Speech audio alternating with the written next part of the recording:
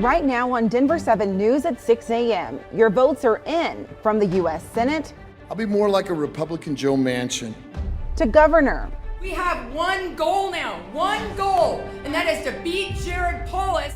And all the races in between. This morning, the battle lines are drawn for November.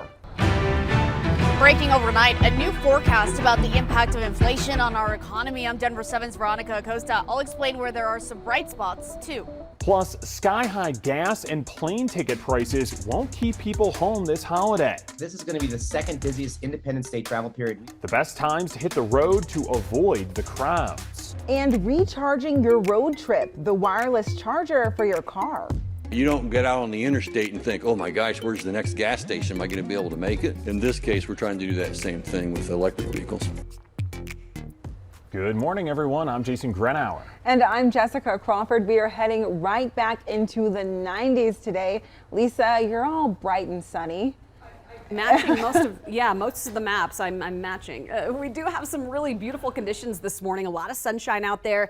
It's a warm morning. You step outside, you'll feel it. Upper 60s, even some low 70s. Winds are out of the southwest at about 10 to 20 miles per hour. So that's going to help, again, to boost us well into the 90s this afternoon. Take a look at our hourly planner. Mid 80s by 10 o'clock, low to mid 90s through the afternoon. There will be a few building clouds. Very slight chance for an isolated storm or two today. A much better chance for some wet weather tomorrow. I'll show you how that could impact the afternoon, but I don't think it's going to mess with the parade tomorrow morning. But today, pretty warm. Tomorrow's going to be a good 10 degrees cooler. And as you can see on satellite and radar, we're already starting to see a few of those showers up across the northwestern corner of the state. So things are changing a little bit. Yeah. Details on our Futurecast coming up. All those dinosaur bones up there getting a little wet.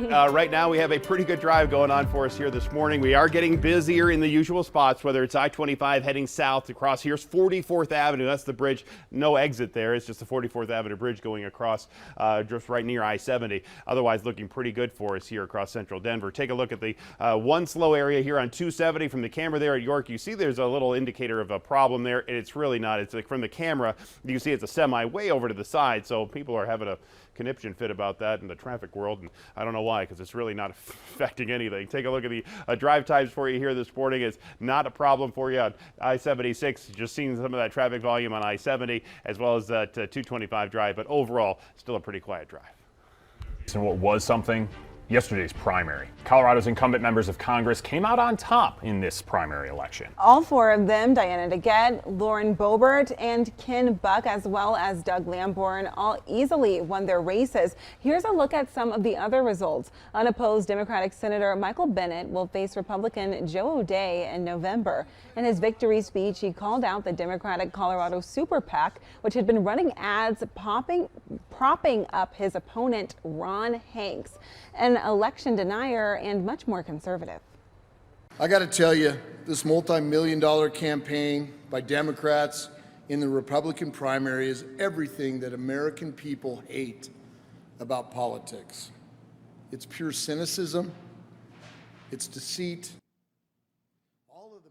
Be an independent voice in the Senate who will stand up to members of his own party. He even promised to be a Republican Joe Manchin, referring to the Democratic senator from West Virginia who has blocked many of his own party's policies. Republican Heidi Ganahl beat Greg Lopez and will take on Democratic incumbent Governor Jared Polis. Without getting too specific, Ganahl says she's ready for November. And our kids are not okay right now in Colorado thanks to Jared Polis and Democrats. It is time for all of us to step together, to come together, to join together to win back our state. Put aside the divisiveness. Put aside our differences. We have one goal now, one goal, and that is to beat Jared Polis this fall. Ganahl has a long road ahead. Governor Polis has nearly $4.7 million on hand, ready for the general election. Pam Anderson will run against Democratic incumbent Jenna Griswold this November for Colorado Secretary of State. Anderson is a former Jefferson County clerk and past head of the State Clerks Association. She beat out Mike O'Donnell and embattled County Clerk Tina Peters. To see the complete list of results from Colorado's primary, you can head on over to thedenverchannel.com.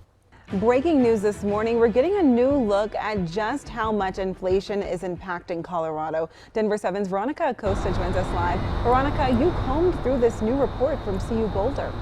I did. And first off, this report comes from CU Boulder. It's called the Leeds Business Confidence Index, and it gives us some insight into what Colorado business leaders' expectations are for things like the national economy. So there are 6 categories in this report. We're talking about everything from national economy to state economy, industry, sales, profits, hiring, even capital expenditures as well.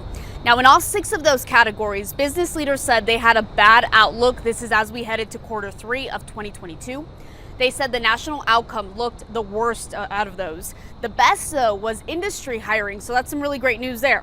There were also some top concerns from those who took part in this, the biggest being inflation. I know we've heard a lot about that recently.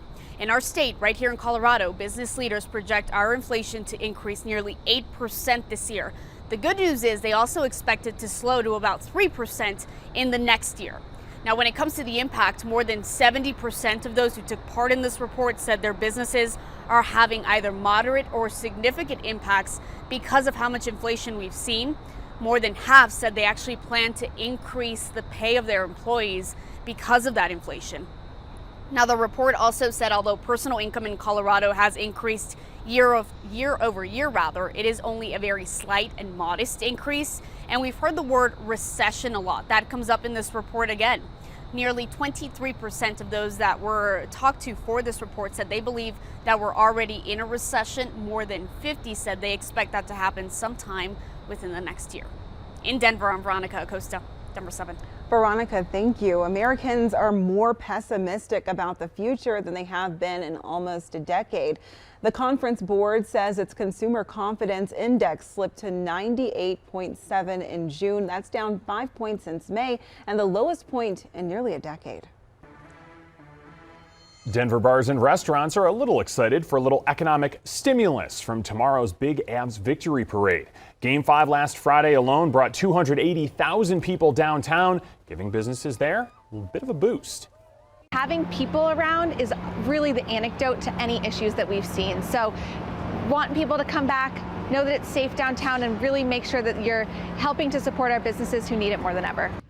The Downtown Partnership says it hopes the parade will remind fans about what they love about downtown. Well, Denver sports collide tonight in a good way at Coors Field. The Rockies are welcoming the Avs and the Stanley Cup tonight before the Dodgers game. The Avs will throw out the first pitch and lift the cup again on the field. That ceremony starts at 6:20. And if you want to avoid the crowds tomorrow, we are teaming up with Altitude Sports to give you unrivaled access to the parade. Tune in to Denver 7 tomorrow morning starting at 4:30 for our pre-parade coverage. Well, ever since the big win on Sunday, we all, especially you, have had this song stuck in our heads.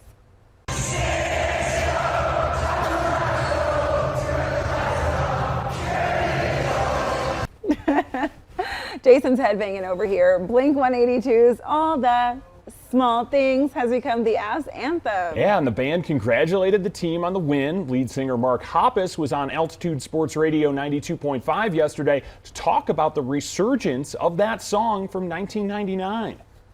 I was so blown away that the song stopped and the arena kept singing the words, and I was like, that's really cool, that's awesome. And then just, as they advanced further and further and got further in the playoffs and then the Stanley Cup, to see that happening is so gratifying and so cool. And I don't know, I think it really speaks to the power of music, and it's just awesome. I'm so stoked. I want to go to the parade. I want to get on a plane and come to the parade. I want to ride on the float. I'm going to get arrested for trying to jump on the float.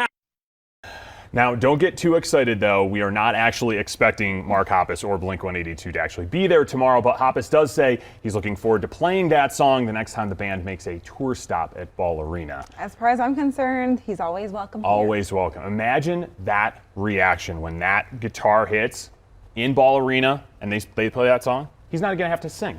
Lisa, he's not even going to have to sing. You're right, the crowd will do it for him. Now at just about 6:10, a pretty start to our day. Here's a look at your backyard forecast. We're going to be in the upper 80s here by noon. It's going to heat up early on today.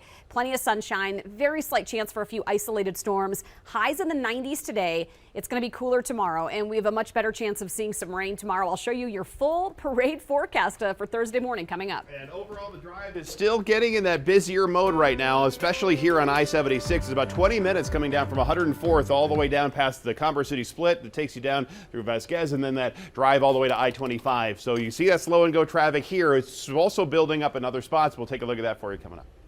Well, before you make your holiday plans, we'll help you avoid delays with a 4th of July travel forecast. Plus, no charging station, no problem. The new road that will automatically charge your electric vehicle.